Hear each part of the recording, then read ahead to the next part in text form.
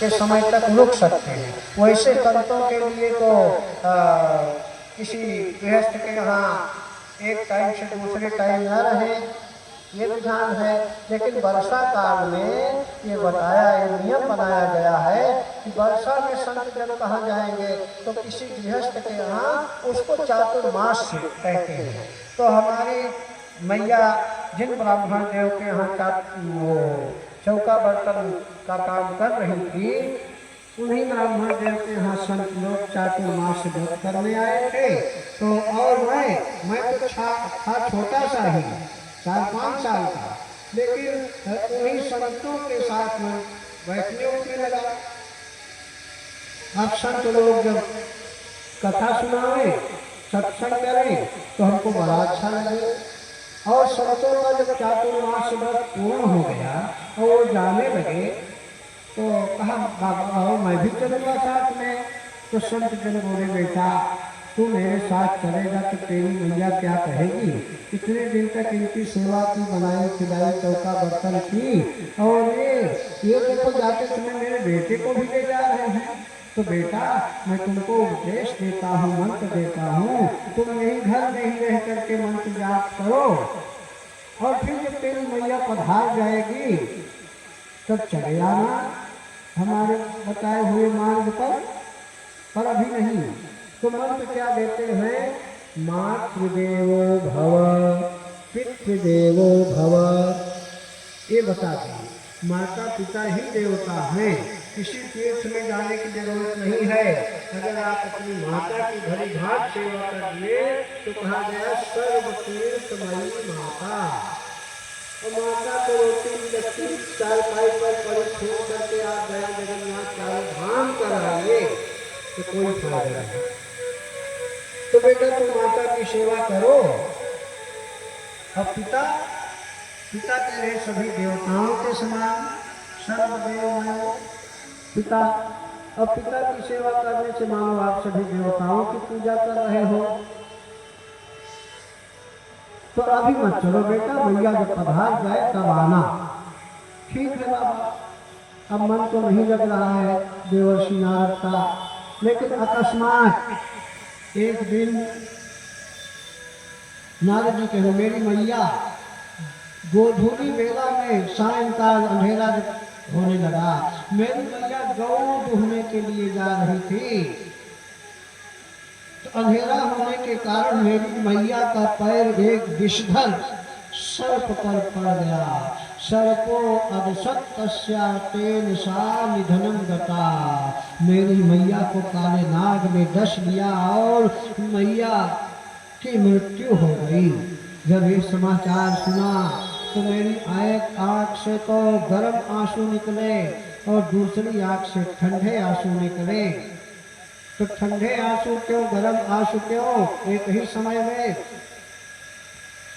गर्म अश्रु जब आपको गिरे तो दुख की आंसू होती है, और जब आप भाव विभोर हो जाए, कोई अच्छा कार्य करे, कोई सद्गुरु आपके यहाँ आ जाए तो इतने प्रसन्न हो जाते हैं आंख से आंसू टपकने लगता है। तो वो आंसू सुख के, वो ठंडे आंसू होते हैं।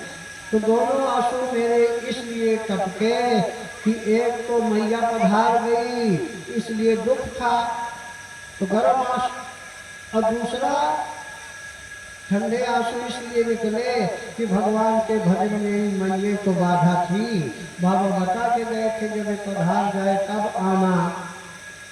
नारद जी माता का संस्कार पहले करके और फिर इसके बाद मैं जैसा कि संत लोग बताए थे मधुबन में आ गया और वहाँ पर दिव्य आसन लगा करके भगवान का भजन किया। भगवान प्रसन्न हो गए हमारी तपस्या से, और जिस भगवान की झांकी का हृदय में दर्शन कर रहा था वही झांकी सहसा मेरे हृदय से हट गई। तो मैं छटपटाने लगा, तेरे प्रभु कहाँ गए दर्शन लेकर के।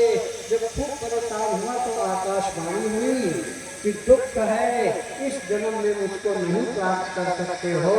तो नारद जी बोले जब नहीं प्राप्त कराना था तो आपने दर्शन देकर मेरी व्याकुलता क्यों बढ़ाया? तो बोले जाओ अगले जन्म में मुझको पा जाओगे। तो नारद जी कह रहे देखो भैया व्यास जी, सत्संग की महिमा, हमने महात्माओं का संग किया था बचपन में, तो उन्हीं की कृपा से तपस्या किया। और ये देखो मेरा ये वाला जन्म, कहाँ तो एक दासी का बेटा दीनहीन परिवार में, और कहाँ आज मैं ब्रह्मा का बेटा बन बैठा हूँ। इतनी बड़ी पदवी सत्संग से मिली। तो व्यास जी आप भी मेरा सत्संग प्राप्त कर रहे हो, चिंता मत करो, आप एक ऐसे पुराण की रचना करो तो जिसमें भगवान के चरित्रों का मुख्य रूप से, भक्तों का मुख्य रूप से वर्णन हो, तो आपकी ये जो उदासी है, चिंता है, दूर हो जाएगी।